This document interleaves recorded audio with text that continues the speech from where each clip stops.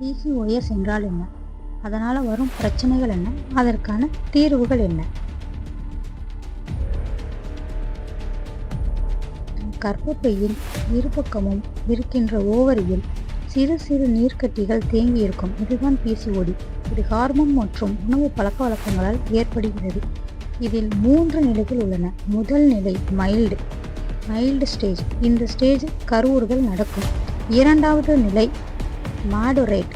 இந்த ஸ்டேஜ் 20 முதல் 30% hormone imbalance இருக்கும்.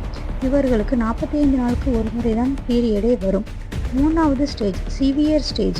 இவர்கள் மாத்திரை எடுத்தால் மட்டுமே பீரியட் வரும். 3 மாதம் ஆனாலும் பீரியடே வராது. இது பற்றி மேலும் தகவல்கள் நெக்ஸ்ட் வீடியோவில் பார்க்கலாம்.